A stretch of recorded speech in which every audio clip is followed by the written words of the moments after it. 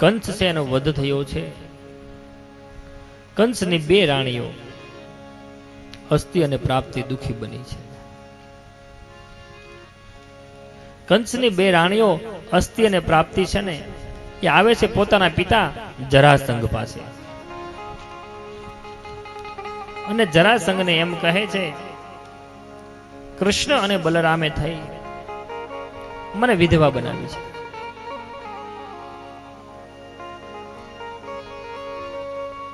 જરાસંઘ એનો બદલો લેવા માટે ત્યાં થાય.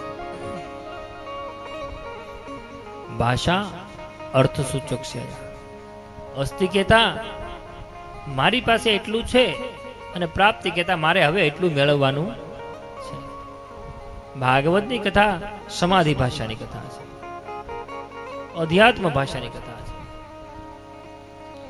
કંસ કહેતા અભિમાની જીવ, એમ જે હું કરતો હોય ને એવો જીવ, જેને અહંકાર હોય કે હું જ કાંઈક છું. અને અહંકારી હોય ને એને એવું હોય કે આ વર્ષે આ કામ કર્યું, આવતા વર્ષે હવે આવું કામ કરવાનું છે. એક પ્લેટ તો છે પણ હવે મોટો લેવો છે. ઈચ્છાઓ થાય એનો કોઈ વાંધો નથી મારા વાલા. માનવને ઈચ્છા થાય પણ એ ઈચ્છાને પૂરી કરવા માટે જે ખોટા રસ્તેથી પ્રયત્ન કરવામાં આવે ને એ ખોટું છે.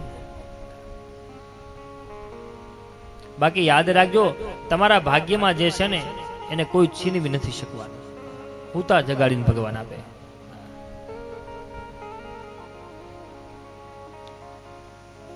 એમ કહેવાય છે અસ્થિ કહેતા એટલું છે, પ્રાપ્તિ કહેતા એટલું મેળવવાનું છે. અસ્થિને પ્રાપ્તિ દુઃખી થાય છે. અને જરાસંઘનો પણ અહીંયા અર્થ બતાવ્યો. જરા કહેતા થાય વૃદ્ધાવસ્થા. જ્યારે વૃદ્ધાવસ્થા આવે ને,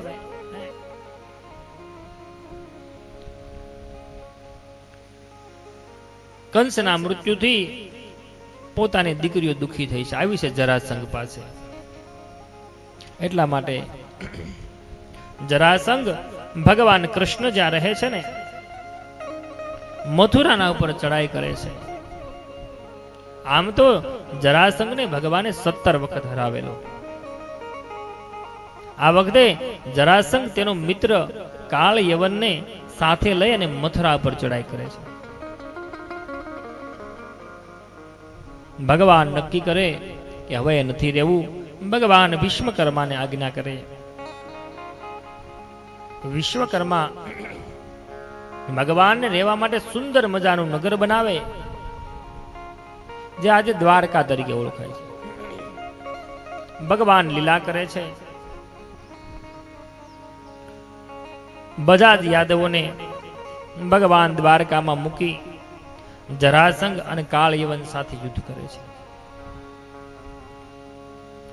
કાળ યવન કેવો છે તો લખ્યું છે, કાળ યવનને બ્રહ્માજીનું એવું વરદાન હતું કે યદુકુળમાં જન્મેલો કોઈ પણ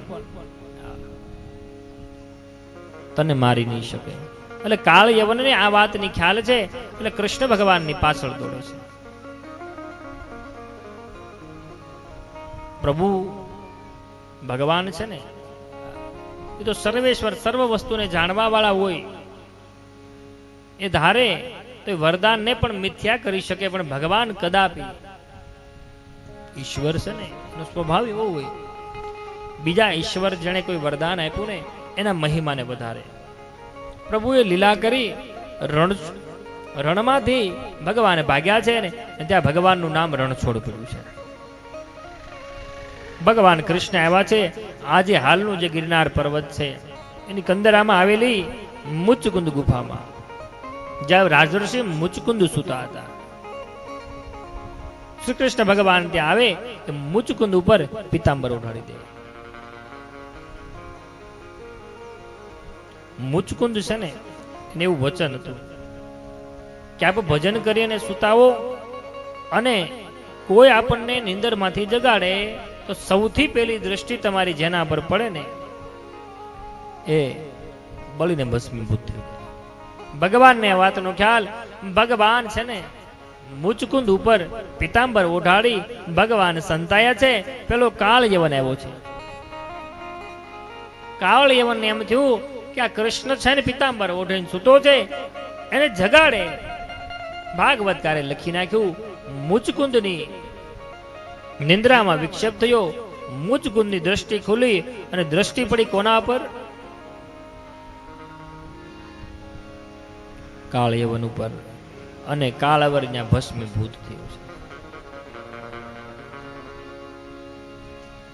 મુચકુંદ જુએ છે, કાળયવન ભસ્મીભૂત થયો છે.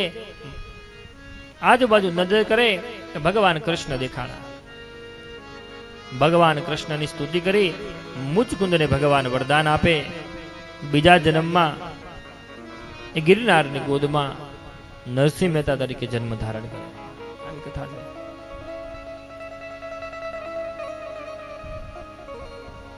અધ્યાત્મ ભાષાની કથા છે.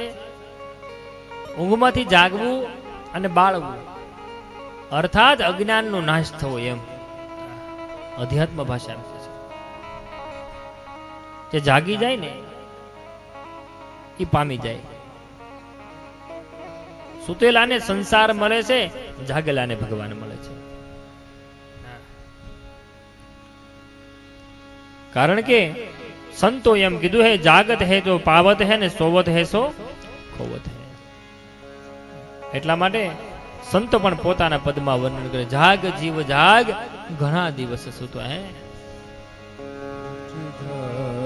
मुसाफिर भोर भई अब रे न कहा तू सोवत है।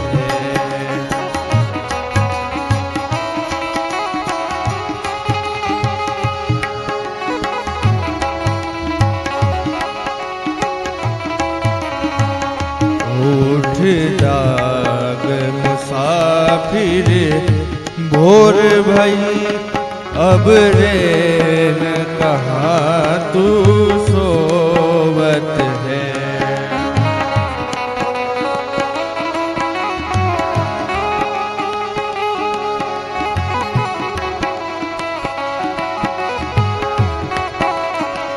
वो जो सोवत है वो खोवत है, जो जागत है सो पावत है। उठ जाग मुसाफिर भोर भई अब रे न कहा तू सोवत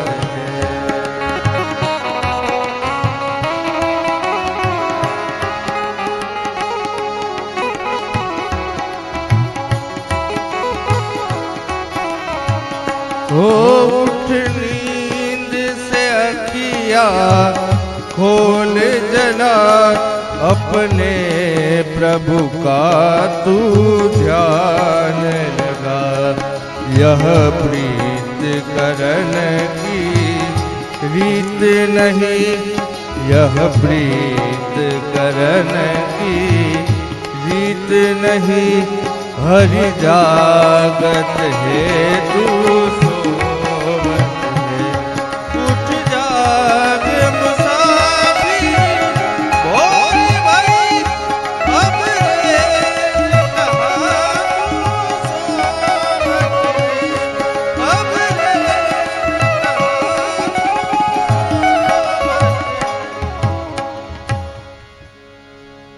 जाग मुसाफिर भोर भई. એ જીવ તું જાગી જાય. મહાપુરુષોએ કીધું છે કે વેલા જાગવું. મહાપુરુષો આપણને કીધું વેલા જાગવું, પણ આપણે વેલા જાગવાનો અર્થ એવો કહી છે કે 5 વાગે જાગી જવું છે. જાગવું અને ઉઠવુંમાં બહુ ફરક છે. જાગવું એ અલગ અને ઉઠવું અલગ. વેલા 5 વાગે આપણે ઉઠી એને ઉઠવું કહેવાય. જ્યારે આપણને સંસારના વિષયોમાંથી આસક્તિ છૂટવા લાગે ત્યારે સમજાવવાનું કે જાગી જશે.